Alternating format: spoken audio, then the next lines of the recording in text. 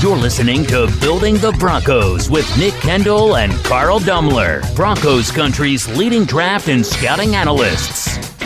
Get on over to milehighhuddle.com to sound off on all things Broncos. Hello there, Broncos country, and it is once again time for another episode of Building the Broncos. I am your host, Carl Dumler, and with me as always, I have my co-host and good friend, Mr. Nick Kendell. Nick, we are at a Victory Monday once again. Absolutely. Victory Monday. It feels good to see the Broncos beating a division rival, sweeping the Chargers for the first time since 2015. Hopefully that means things are back on the right track, but we will see. You know, it's not a very good Chargers team this season, hence their 4-8 record that mimics the Broncos' 4-8 record, but getting that victory, Drew Lock's first start, and some young playmakers and guys trending upwards, making plays and being game difference makers. So, you know, can't complain too much. I do have to say, I'm going to be interested when we get done with the season and we do our review of this rookie class. Mm-hmm. Because, I mean, this is that first time like I've felt like the rookie class from pick 1 through pick 5, pretty much everybody is contributing on this team. And that's such a great feeling to know that the young guys are the ones that are actually making some of the biggest differences on this team. Yep, it's a young team, so it's going to be a lot of variance week to week, play to play, as we've been seeing, some highs and lows. But you know, you just got to ride with them as the team grows, and that's exciting. It's going to be an emotional team in that regard, you know, young team. But that's fun. It's kind of its own thing. It's very different than obviously the team when Peyton Manning came over and you brought on all these vets. So different kind of team to follow, different kind of team to cover, but still, you know, fun and rewarding in its own ways. And I do have to say, I know you said the Chargers are not a great team, but it'd be interesting to go back and look. Has there ever been a 4-8 team that has still had a plus point differential? I can't think of one off the top of my head. They are at +3 right now. So just absolutely blowing out bad teams and losing close to good teams. That's crazy. 4-8 though with positive point differential. I know. And then you got the Raiders at 6-6 with -87. Yeah, well, a couple blowouts in there will do that. Right, that's true. That is very true. But no, it's fun to get to talk Broncos football after a victory, especially when maybe we just saw the future at the quarterback position. At least gives you a little bit of a glimpse of hope, and we're going to talk about that here today. But I want to make sure that you can follow us on Twitter because we're going to be talking all about the Broncos for these next 4 weeks, especially just everything that's going to be happening. And so follow us on Twitter. You can find me at Carl Dumler MHH, and of course Nick at Nick Kendell MHH. And you can follow the podcast Twitter account at BTB Football Pod. And make sure you subscribe to our show and leave us a rating as we value your input. You can find the show on iTunes, Stitcher, and even that of YouTube. Also, make sure you head on over to milehighhuddle.com, a new affiliate of the Maven Coalition and Sports Illustrated. Also know that this podcast is powered by Overtime Media. This is the Overtime Podcast Network. Well, as always, Nick, we always love to do our stock report after a game and do a little bit of hindsight to see how the Broncos did. And there was a lot of good. I mean, anytime you have a victory, of course, there's going to be a lot of good. But there was definitely some players that stuck out. And we're going to talk about this a little bit here. Of the offensive line and some decisions that the Broncos are going to have to make moving forward. But my first stock up, I got to give it to Garrett Bowles. This guy maybe put together his most complete game as a Denver Bronco. I mean, he was great in pass protection, did pretty good in run. I mean, the Chargers really sold out to stop the run, and the Broncos went pretty conservative. So, I mean, there's some of that, but still, this guy did his job. And he didn't have an easy matchup. I mean, going against Melvin Ingram and Joey Bosa, the fact that none of them got even close to the quarterback. I don't think they actually even got a quarterback hit in that game. Now, they got a couple hurries. Don't get me wrong. But for the most part, the tackles did their job, and Wilkinson and Bowles both. And just this guy seems to, in the moments that everybody's ready to write him off, somehow he decides to go out there and have a good game. Yeah. Nope, you are correct. He obviously had a good game this week, and that's the thing. You know, he has the traits, he has the talent to be a good starting tackle, but just never been consistent enough. But I'm telling you now, and I know a lot of people will freak out or roll their eyes at this, but there's a chance that Garrett Bowles is the Broncos starting left tackle next season. And he's playing for a job right now. He's probably, best case scenario, he's your swing tackle. But, again, there's a chance, even bringing in a left tackle in the draft, Broncos aren't picking top 10 anymore. That guy might not be a guy that displaces Garrett Bowles week 1. So him playing well down the stretch is good for the Broncos. It's good for Garrett Bowles. He's going to have more value, and it maybe will be enough for the team to shrug their shoulders and say, we can get by with him for another season. It does make me cautious, obviously, but it's definitely a possibility. So I guess coming off the win, we'll just roll with the highs for now, and hopefully he can continue this level of play the last 4 weeks of the season. Maybe the offensive line getting a little bit more continuity. Mike Munchak, another week underneath Mike Munchak, everybody getting a little bit better. But he does deserve the stock up here. But as we've said here time and time again, just you got to be so apprehensive with Garrett Bowles because he is so erratic. Right. It's either that he's on our stock up or stock down report. Yep. There is no middle with Garrett Bowles, it seems like. And so, again, had a good game against a pretty tough opponent. So good for him. Just need to see it on a week in, week out basis. And like I said, maybe this does.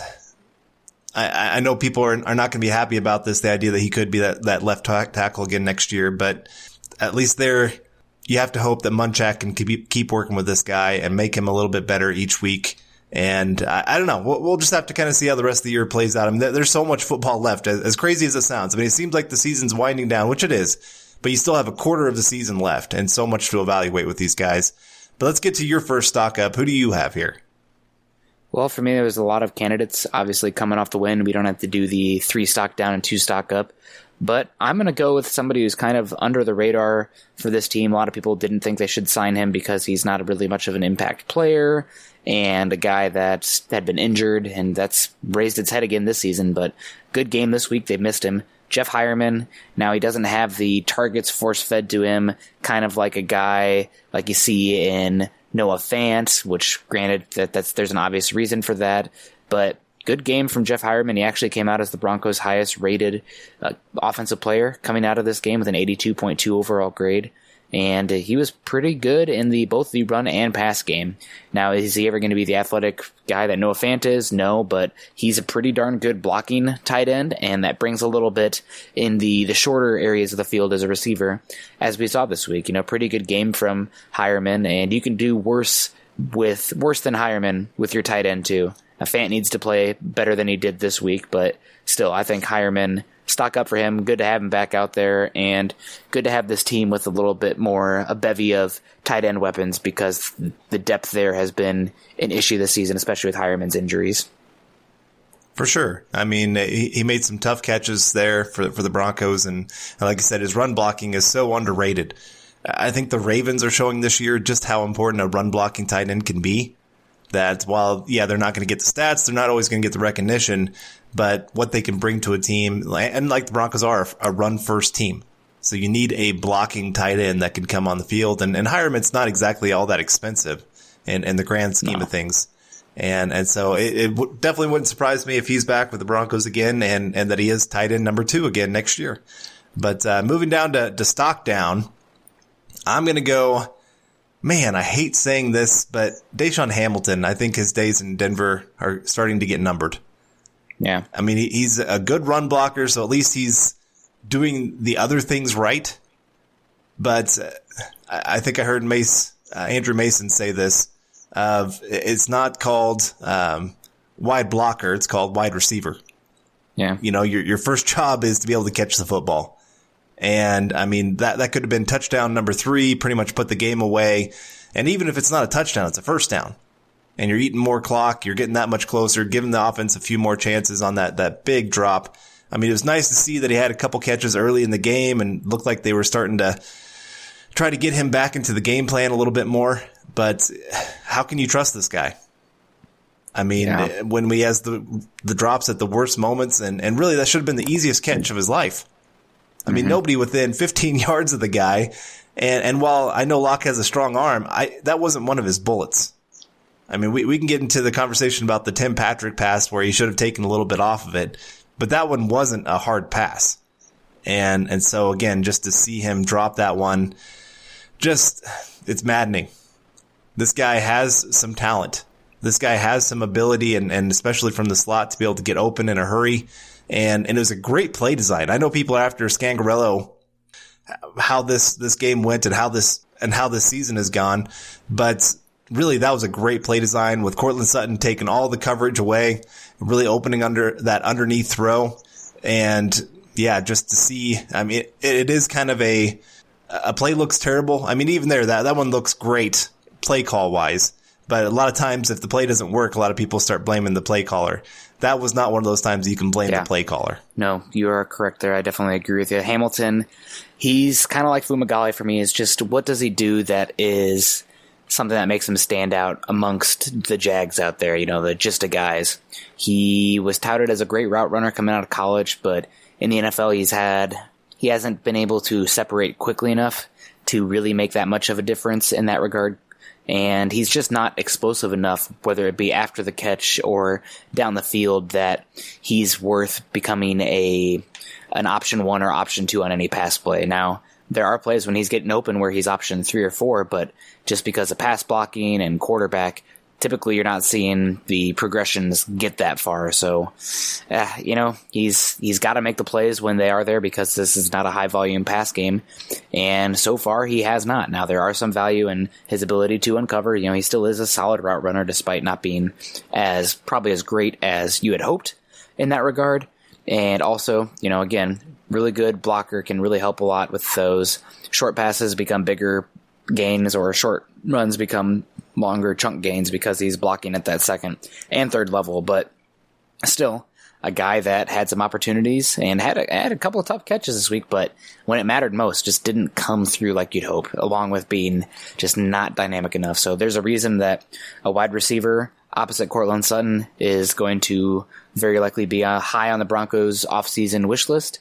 And Hamilton isn't doing much, and Patrick, in that regard, coming out of this game, haven't done much to dispel that need and kind of show that the Broncos have some guys at wide receiver that means that they don't really need to target it early.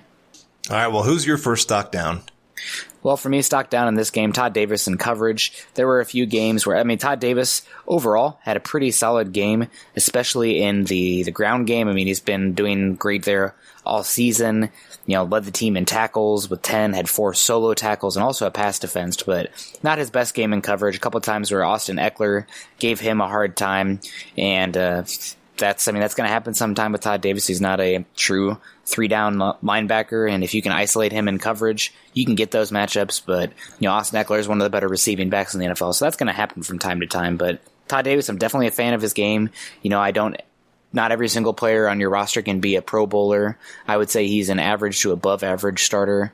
But in this game, especially with Alexander Johnson, they're, coming downhill and making plays behind the line of scrimmage, never really asking him to go backwards, making Todd Davis go backwards. When you see that stuff kind of happened, he just can't keep up with some of those guys. So coverage specifically, stock down for Todd Davis.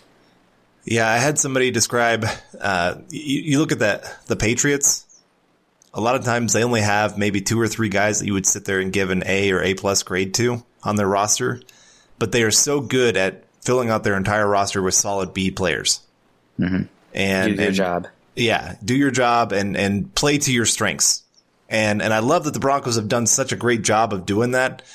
But these last couple games, the linebackers definitely have gotten in some bad situations in coverage. And this one, I think the most infuriating thing was just how many blown coverages there were. Yeah. And you just hate to see guys running wide open for easy passes, easy first downs, when it just, I don't know. And give credit to the Chargers. They designed some great plays to get their guys open, but still, that you would think at this point in the season, you wouldn't see that many busted coverages. But you're right. Todd Davis, not his best game by far, but not the worst game ever either. But back to stock up, and this is really thinking over the last 7 years of watching the Broncos, probably one of my favorite players to watch has been Derek Wolfe. Mm-hmm. He's just that lunch pail guy that works his tail off on every single play, works his tail off in the offseason, is great leadership in the locker room. And, I mean, he had himself a great game, so he deserves to be on this list. But part of me putting him on here, and we're going to talk about this in a little bit, I would hate that if this is his last game as a Denver Bronco. And it infuriates me that the play he got hurt on was blown dead, but the refs didn't get the whistle blown quick enough. And so it shouldn't even been a play. Nobody should have been moving. It's just such terrible luck for him to get injured that way, to dislocate his elbow. I can't imagine. I've done EMS. I'm an EMT here in town. And the worst injury I've ever seen was a dislocated elbow in a football game. And trying to help a kid with that, oh my goodness, it was, I was about throwing up in the corner. And so I can't understand. I can't imagine the pain that he's going through with some of that. But just one of the hardest working guys in the Broncos for a long time. I hope he's back. Like I said, we're gonna talk about that here in a little bit. But even that, like I said, he's went out there, had 2 sacks, just has been outstanding in this system. I mean, it fits him perfect, and just I love watching him play. I mean, he was having a heck of a game. 3 QB hits, 2 tackles for loss, 2 sacks, and 5 tackles, 2 of those being solo. You know, no Von Miller and going out there and putting up stats like that. And granted, you know, we'll talk bad offensive lines. Everyone likes to shit on the Broncos offensive line. Rightfully so, given how they've been the last 5 years. But you look at the like the Chargers, and you start to realize, hey, maybe there's a lot of bad offensive lines in the NFL. I don't know, though. And that's just maybe me being a little bit too gung-ho with that viewpoint. I think somebody said it that 30 of the 32 NFL teams are probably looking for offensive line help. I think that was me. Was that you? Yeah. Oh, man. In one of a wise man once said. Yeah, exactly. But no, it is. And so every team's going to have at least that one hole. But even there, Derek Wolfe going out there, still putting up that kind of stat line, pretty darn impressive. And it's been probably his best season of his career, I would say, this year. Maybe 2015 could rival it a little bit.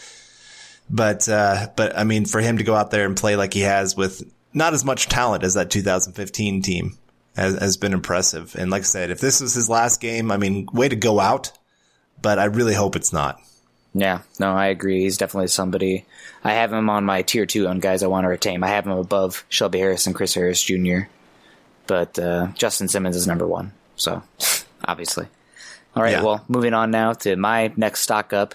I have Alexander Johnson down here, and he had a pretty darn solid game. 9 total tackles, 3 being solo, but really it was those 2 tackles for loss where he was flying, made plays behind the line of scrimmage, and against a weak-arm quarterback in a system that really likes to give the ball to the running backs, to see him flying down and making some tackles, and not only, you know, slowing guys down in that respect, but going back there and making those solo tackles behind the line of scrimmage. Those were big, you know, defensive stands and big, you know, just play calls in general for the defense. So he's continuing to impress me. He's playing great this season.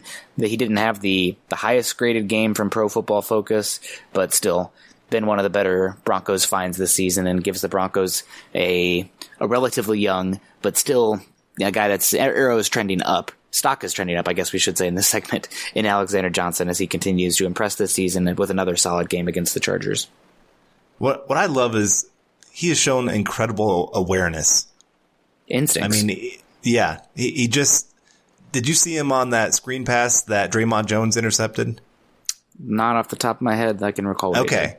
Well, I was watching the game with one of our listeners, and he pointed out, he said, did you see Alexander Johnson make that turn where he was flying to the quarterback, saw that this was going to be a screen pass, and quickly turned. And so if Draymond Jones doesn't intercept that and it's a catch, he's right there to make the play.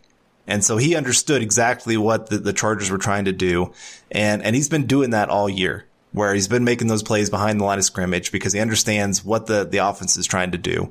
And for such a young guy, first year starting, again, you're just seeing another young guy emerge. And I mean, I got to give all credit to Vic Fangio as well, of just putting this guy in a position to succeed. But I mean, Johnson's going out there making the plays. So it's kind of a 50-50 kind of situation here of he's in a great position to make plays, but he's doing the plays. But all right, let's get the stock down here again. And I am going to go Rich Scangarello. And part of this is Like, I know Vic Fangio kind of explained that the call for Sutton to go deep was still part of the play, but it wasn't the original part of the play. So, I mean, you can't completely put that on Scangarello that, Drew Lock went out there and said, I don't care what the coach says, I'm doing something different. But, I mean, still, him coming to Vic Fangio at the end of the game saying, hey, I think we should probably just take a knee, right? And Vic Fangio going, no. Why would we do that? Let's go out there and win this game. And just some of that conservative play where first quarter you go out there and that offense just looks on fire. And you're seeing Drew Lock. I mean, yeah, he had his times of struggle. I mean, it wasn't a perfect game. Let's get that out there. But I mean, he was still making a lot of big plays for the Broncos. And then it's just like they've done this so many times this year where they just completely put on the brakes and almost go in complete reverse. You get the big turnover on the punt, and then you run it 3 straight times up the middle. Mm-hmm. And just kind of going, you could have just ended that game right there. And usually after a big turnover, what is the rule in the NFL? You go for the throat. Yeah, step on the throat. Right, step on the throat. I mean, you just go throw another one up to Courtland Sutton. Why not? I mean, worst case scenario, it's probably going to be an incomplete pass. Oh, well, you're still in field goal range. Yeah. But so just a little bit of what in the world's going on with some of that. You got to at some point just trust your quarterback. That end of the first half nonsense. I mean, they've been doing that all year where they really do show. They just don't trust their offense not to go make a huge mistake. Yeah. And with Drew Lock, though, maybe it is a little bit more warranted. I mean, we saw that interception was classic rookie just tossing it out there, not reading the guy who sunk back into that route. And the whole game, very conservative as far as what they asked Drew Lock to do. A lot of runs, and part of that's probably the offensive line, especially the tackles versus those Charger edges. But I don't mind playing very conservative, controlling that game in regards to Drew Lock's first start, especially with what I saw from Drew Lock, which was, I mean, I'm sure we're going to talk about that here in the next section, but there are some areas of concern technically that could lead to some inconsistencies and maybe a dumb turnover. And I do get that, but it's still, you're 3-8. Yeah. And you want to go see what this kid can do. And you want to put him in these different scenarios that are ones that you're going to find when you actually have games that matter, that you're going to need to see him perform, where he is going to go have to make a play and score a touchdown or get them in field goal range, those kind of things. And so I guess I'm just a little bit frustrated that we didn't get to see some of that. Again, it's kind of, you're in the evaluation process for next season. And so you had this incredible opportunity to do an evaluation, and instead it's, let's run out the clock with 2 minutes left. Yeah.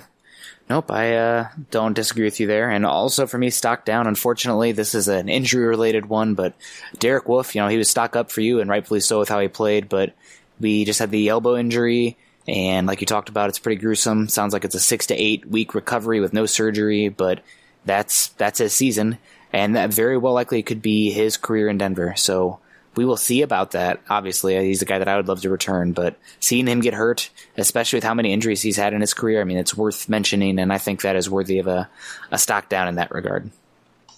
All right, well, let's get to our final stock up here. Who do you have as your final stock up? For me, Draymond Jones. Draymond Jones obviously had that very nice interception, but he had a pretty darn good game this past week against the Chargers.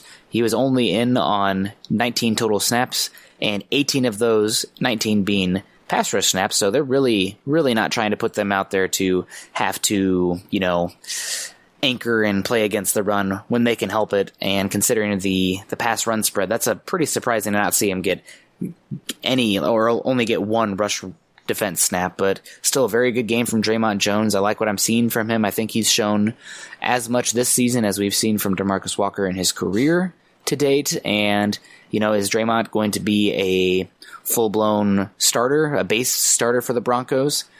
So far, the snap indication, the issues against the run, maybe not, but if he can generate pressure like he has been in those limited snaps, and that's, what was he picked? Top mid third round? That's okay, especially for a rookie. So I think he definitely deserves a stock up. I don't know if he's been on here this season yet, but he's one of the few that I feel comfortable that he's going to have a decent role going it from this season to next season and deserved a shout out. Yeah, for sure. Like I said, this rookie class, I'm excited to talk about them when we get to the end of the year and just really kind of give our season grades of how they did, considering that they're rookies.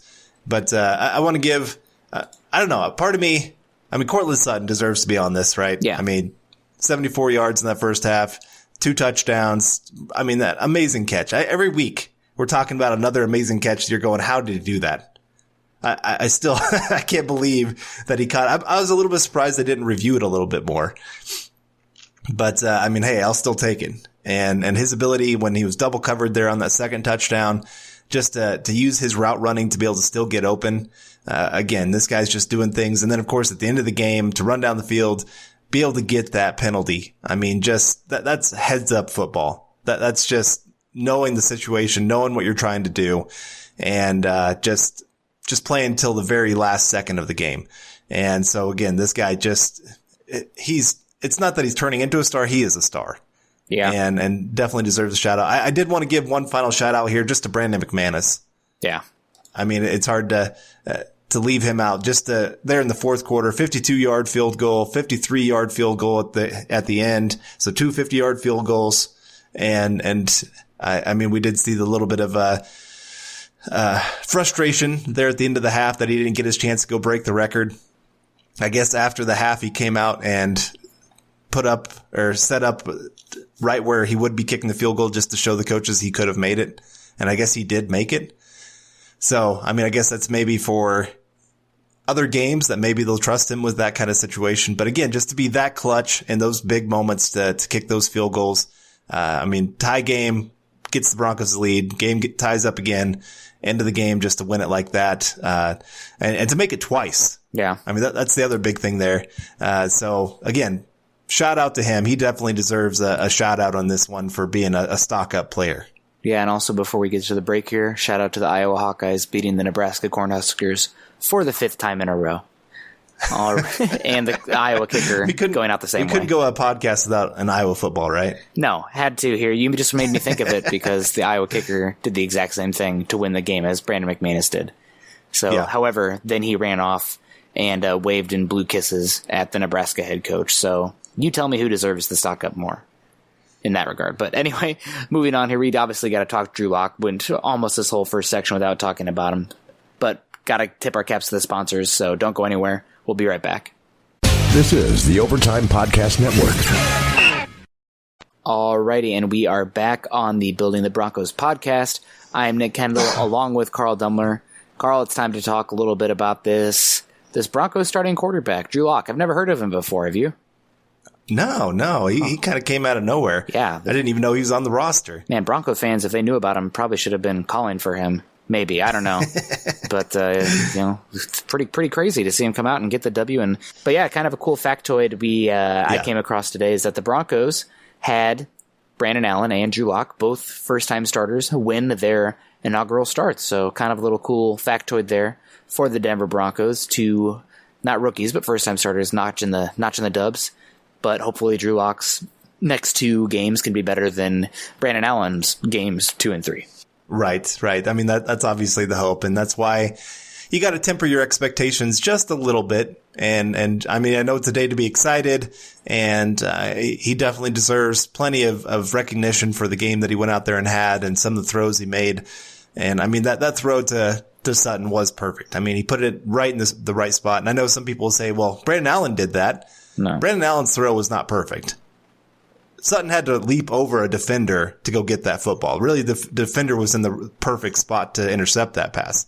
This is one where it was the only place that Sutton could catch it, and a defender never had a chance at it. So a little bit different there in just the type of pass there. But beyond that, I mean, it's easy to see just the arm talent compared to Brandon Allen. I mean, if we're going to really talk just the differences between the two, and I mean, that's just the most recent comparison, I guess, of Broncos quarterbacks, but it's easy to see Drew Lock's arm is just, it's one of the more talented arms in football.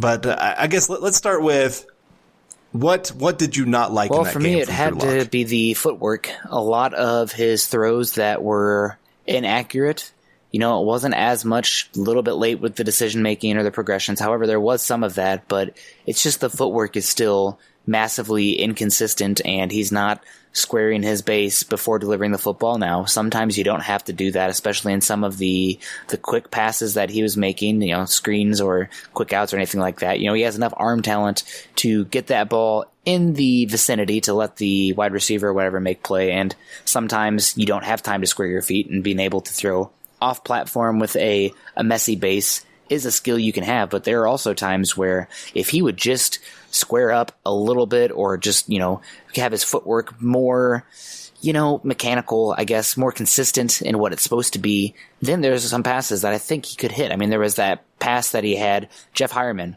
wide open, as a boot across the middle, and I think it was Matt Williamson that touched on this, and you see Drew Lock's feet, they're duck-footed when he releases that football. One's going to the right foot's facing to the right, left foot's facing to the left, and that ball just sails on him massively. And that's an issue he had a lot in college. I mean, there's a reason that despite his starting experience, despite playing at a school that demanded a lot from him because the talent wasn't there compared to his competition and the natural arm talent, the solid athleticism, he's not a great athlete, but it's a solid athlete. The accuracy just was never there. And I think the biggest thing is that the footwork is so, I don't know if sloppy is the right word. It's just maddeningly inconsistent. And with that comes maddeningly inconsistent touch and accuracy. So that was probably the biggest negative takeaway I had from him. Biggest positive takeaway, the moment did not seem too big from him. It seems like, we're going to see a little bit more and more feeding that energy. This was just the start. And also I'm hoping that we can see a little bit more as far as allowing Drew Lock to go out there and make some throws, because a lot of the throws in this game, I mean, here, I have the stats right here. His air yards per attempt, and his air yards per attempt, just 4.6. I mean, that is monumentally low. That's not what you want to see.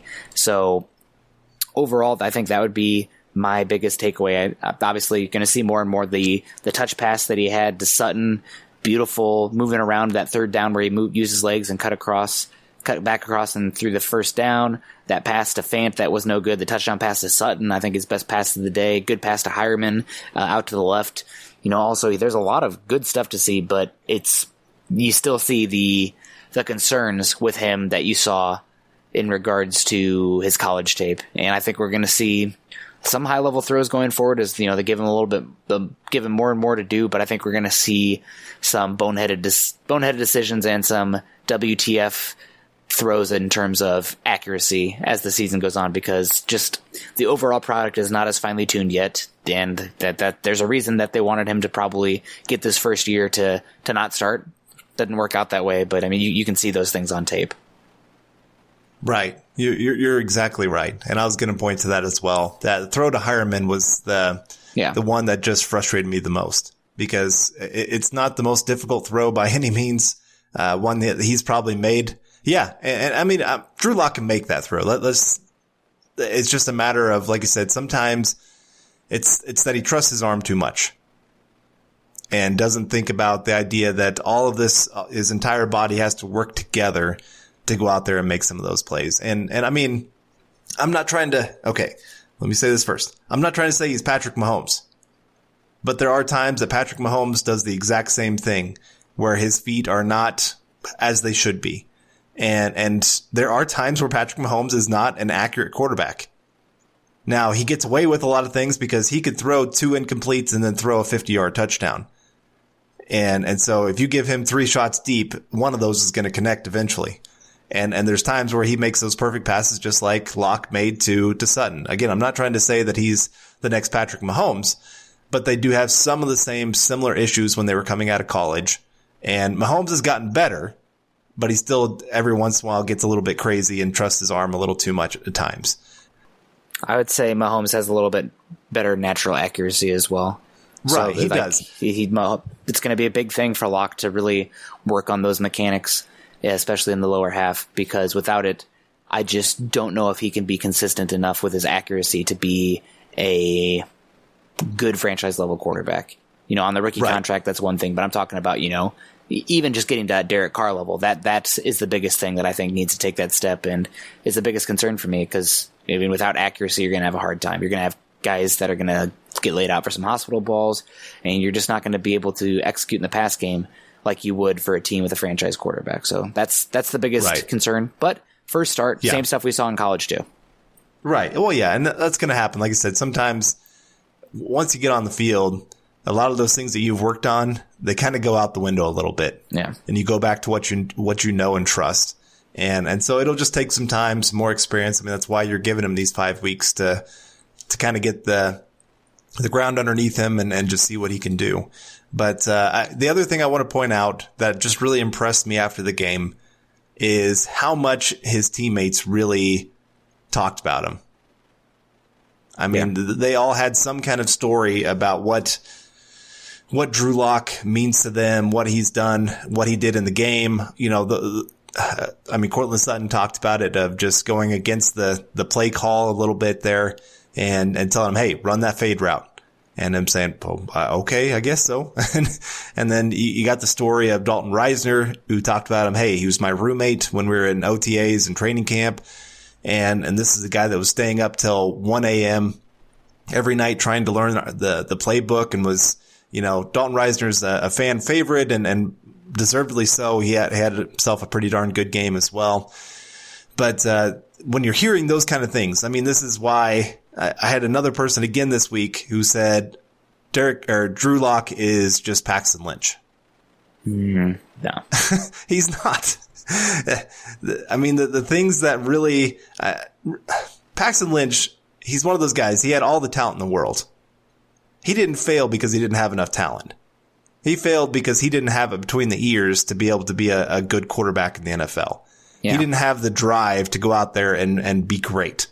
Where when you're hearing about a guy that's staying up till 1 a.m. learning the playbook, you have a guy that's going in the bathroom, drawing up plays on the window or on the mirror.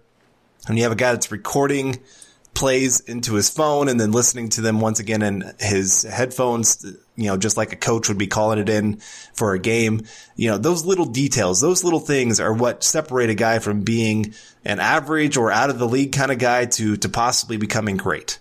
Yeah. So at least Locke is doing the little things to become great. Now, that doesn't mean he's going to become a great quarterback.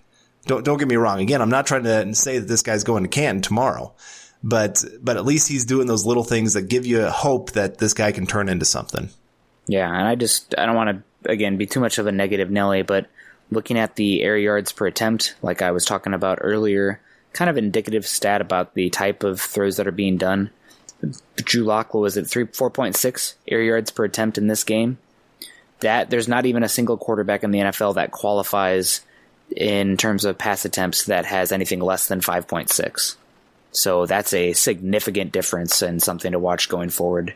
You know, they've really called a conservative game plan, kept it simple for Locke. A lot of passes really close to the line of scrimmage, but considering, you know, the massive amount of data of all these other starters in the NFL, I mean, the Phillip Rivers has 7.0 air yards per attempt. That's, you know, almost 2.5 yards different. That's very significant. So that's gonna have to change. Otherwise, you're gonna see some stuff come crashing down for Drew Lock and the passing offense. So just want to throw that out there. That's a concerning stat. It is. And yeah, there's still plenty from that game that leaves you concerned moving forward. I mean, that's why you can't judge a player off of one game, whether it's successful or a failure or something in between. I mean, like I said, this is kind of a mixed bag of what you got from Drew Lock. And it's a little bit of what you should have expected going into this game. Yeah. But I mean, he is only coming off of 3 weeks of practice, 9 practices. And in 2 of those weeks, he wasn't the guy getting the most reps in the practice. And so I do expect that some of these things are going to improve as he gets more time, but there are still other things you got to keep an eye on. And so again, I mean, for a first game, I'll take it. But this is what my final question then is over Drew Lock. What does he have to show you over these final 4 games to prove the Broncos should avoid quarterback in the NFL draft early on? Well, the team has to keep winning to be out of range of a top 10 quarterback, which right now they're picking 11. Who knows about the Tua with his injury? Justin Herbert scares me to death. You know, you love the tools, but some questions about the mentality, the personality, and just the maddening inconsistencies on tape. And you're not getting Joe Burrow after getting 4 wins. So to avoid taking a quarterback in the first round, maybe you're talking about the Jacob Eason, maybe Herbert slips, maybe Jake Fromm, although I think that would be a very stupid idea. And Jalen Hurts, again, I don't think he's a first-round caliber passer. Yeah, it's as much the field as it is anything, and the Broncos' opportunity against already having Drew Lock on the roster. So I think with that win, probably not going to happen anyways, but he needs to show consistency, growth, and, have this team rally around him and just go out there and be a playmaker. Don't let the moment be too big. Don't see him totally fold in on himself like we saw with Brandon Allen with more sample size, and just let those traits and that baller mentality come out more and more with more game tape and sample size. Yeah, I do want to comment on that a little bit of just, I will say how shocked I was at how calm he was, considering the situation. I mean, yes, he's the guy that's energized and bouncing around and things like that, but after that first drive, really that second one, it's like all of a sudden, okay, we're in this game. Let's go. Yep. And so I was very impressed with that. I listened to an interview of his parents after the game, and his dad was saying something about when he walked out the door, I think I was the one that was more nervous than he was. And so, again, this is a guy that's played in a lot of big games, being in the SEC, being an underdog in a lot of games, just like he was in this one. And so, I mean, props to him for what he was able to go do. I'm very interested. He brings a lot more excitement, obviously, to these final 4 games and what the Broncos have. They're playing for something again. And that's what you love to have, at least at this point of the season. Even though they're 4-8, there's still a lot to be playing for here. Yep, I definitely agree with you. So, all right, folks, need to take another break here. We will be right back. Don't go anywhere. This is the Overtime Podcast Network. Alrighty, and we are back to the Building the Broncos podcast. I am Nick Kendell, along with Carl Dumler. And, all right, Carl, you did the outline, so I'll kick it off to you. But Broncos coming off the win here. What are we talking about going forward? Well, obviously, everything that they're doing is preparing themselves for 2020. And a few weeks back, we talked about just free agency and where the Broncos might be looking and some different players and things like that. But we also talked about guys the Broncos should be re-signing. And I guess I would say these last few weeks have given us a lot of information about some of the guys that the Broncos could be bringing back. Really, the price of Justin Simmons probably just keeps going up and up and up with every week that goes by as he keeps making just play after play. But a couple of these older guys are the ones I really want to hint at here just for a bit here. And Derek Wolfe, he's the guy that we talked about a few weeks ago that we really wanted the Broncos to bring back, that he's a perfect fit with this system. And he's just a great leader for the young guys, all those kind of things. But this newest injury, and he is a guy that the last few weeks, it seems like every game he's had to go to the medical tent. Does anything that's happened over these last few weeks change your opinion on what you want to happen with Wolfe? I want to retain him. Point blank period. He's a guy that I think wants to be here. He's a dude that Bill Kohler absolutely loves. And with the past few seasons, I think we've had issues with the locker room and having guys that want to be here, as I guess we'll just call it as we see it. Emmanuel Sanders, an issue in the locker room, and some other vets. There might even be some that are still on the team that maybe we're going to kind of see a change in the guard. And obviously with some young veteran voices rising up, or not veteran, but young guys rising up, Courtland Sutton, Phillip Lindsay, Dalton Reisner. There's going to be a vacuum for new leadership to take over. But Derek Wolfe is one veteran that I don't know. I don't want to move on from that type of veteranship. I think he's a guy that, he's ridden with you through the goods and the bads, and he's playing good football. Injuries are concerned, but that's all part of the value of the contract. You have to account for that when you're drafting up whatever you're going to offer him. So I would love to bring him back. I think he's right there with McGovern for me as that second tier of guys that the Broncos should look to retain as soon as possible. I'm with you. As bad as this is, maybe the injury helps a little bit in the price. Maybe, yeah. Just with every passing game, again, you go out there and have 2 sacks, 2 tackles for loss, all that kind of thing. Your price is only going up. But I would definitely want to see him back, even with the injury. I think he's still definitely worth bringing back, even if he really begins that slide of regression. Like you said, just what he brings in the locker room, just his work ethic, just his voice to those young players. And he is a no-nonsense guy, which fits really well with Vic Fangio. And so I definitely hope that he is brought back. But another guy then, Chris Harris. He's given up 3 touchdowns over the last 3 games. And a few weeks ago, we were talking that it would be nice to bring him back, but obviously price matters. Is that pretty much still the opinion at this point? Or is it kind of going, man, this guy is just not doing it out there anymore? I think it still comes down to price, but with every snap, that price is going down. So, I think that the Broncos in the end aren't going to pay him what he's looking for. And I think that when they don't offer him what he's looking for, I think he's going to feel spited for the last time and look elsewhere. I think that's just a gut feeling that's based on nothing but my own intuition, but that's just how I see it going. Yeah. Yeah, I'm with you. It's just, you got to know that probably what he's doing this year is still going to be some of his best football moving forward. I mean, he's not all of a sudden going to get the fountain of youth and bounce back to all of a sudden this all-pro kind of cornerback. Second year in the system, maybe there's some things that are a little bit better communication among the whole entire secondary. But right now, I view cornerback becoming one of the biggest needs on this team. And Chris Harris, I just think you're right. I don't think he's going to be in a Broncos uniform next year. And I think that has as much to do with the Broncos as it does Chris Harris.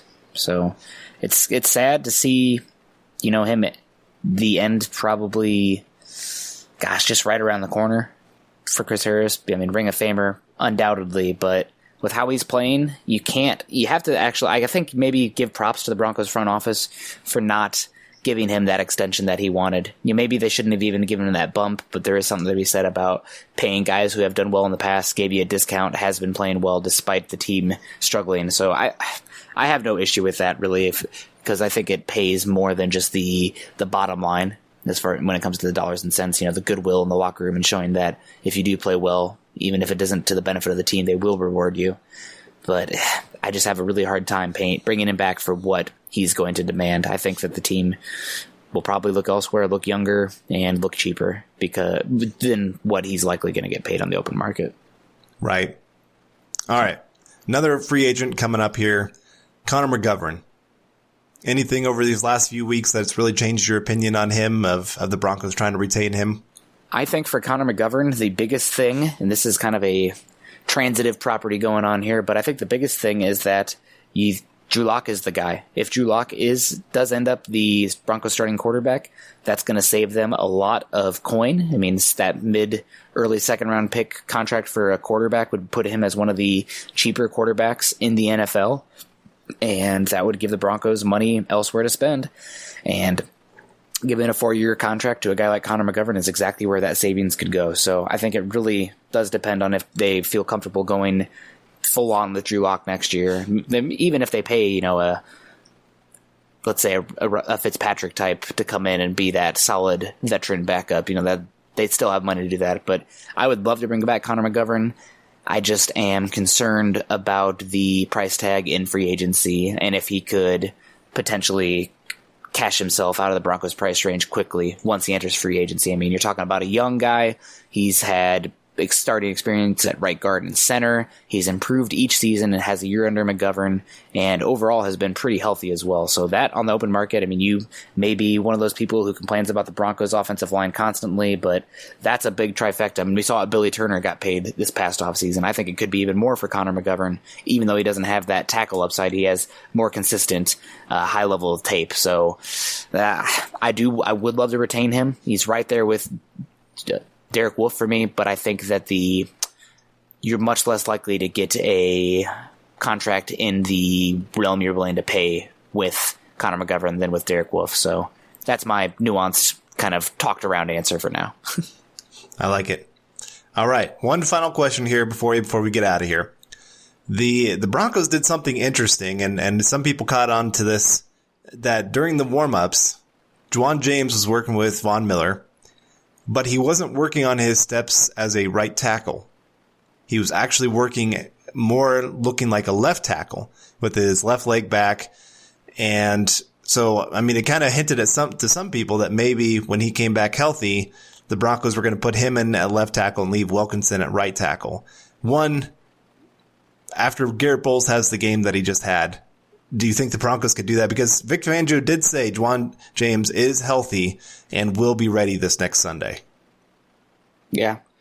No, yeah, that's a good question, good point. I think that Juwan James, you are seeing him being cross-trained to that left tackle spot, but I think it's most likely, given his propensity to play right tackle, that and Juwan James and what we heard from Fangio today on Monday is that James will be playing right tackle, come in. He won't start the whole game, but they're going to try to get him some reps this upcoming Sunday against the Texans. Luckily, no J.J. Watt in that regard. But I don't think you're going to see James playing any left tackle snaps this week. It's more likely we're going to see Wilkinson move over to left tackle, but it is something to watch for in the future, just based on what I could glean from what Fangio had to say today. Yeah, and I guess that's my next question then. Could you see him being the starting left tackle next year? It's definitely possible, but it depends on so many factors. I mean, how does Garrett Bowles play down the stretch? How does Wilkinson show in left tackle? The Broncos going to want to spend at left tackle, blah, blah, blah. It's definitely on the table, but with so much yet to play out, it's impossible to predict. So I guess the better question is probability that he's your starting left tackle next year. I'll put it at 15%. I think it's more likely you're going to see Garrett Bowles at left tackle again than Juwan James being moved over from right to left, but it's on the table. Right.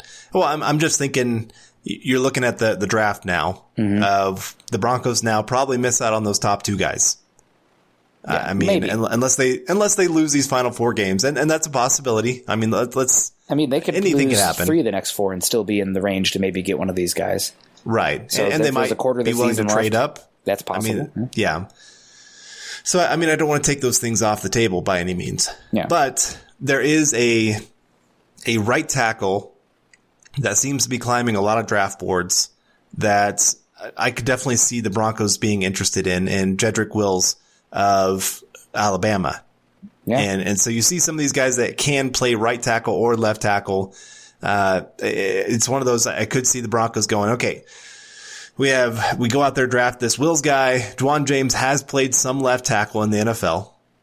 And while it wasn't great, it was kind of a mid-season thing that he had to be moved over there. And so maybe an entire offseason where he's the left tackle, you actually see some pretty good production there. And then you have these 2 bookend tackles that you can work with. So I could see that they are wanting to cross-train him just to open things up for the draft. Yeah, it's definitely possible. And you have to look beyond 2020 when you're drafting at all, but especially when you're drafting where the Broncos are. So getting Jedrick Wills, and he's more comfortable at right tackle, then you're probably putting him at right tackle and saying, hey, we're set there. Finally, thank God for the first time in a decade, we have a guy.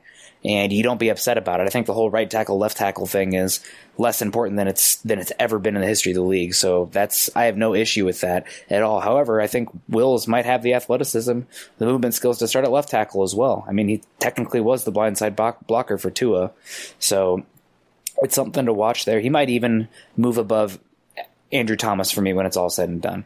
So I think Thomas is a guy that's slipping a bit. But overall, you got to get the best guys out there. Hopefully you have some cross-train ability, not only left, right tackle, but some guard ability as well. You need to be able to have that versatility in the league to move guys around so you can get the best 5 out there. Not always the case, but ideally you'll see that. It's not easy. It takes really good technical workers in that regard to be able to do that. But either way, you got to get the best semblance out there. Can't count on Bulls, can't count on Juwan James.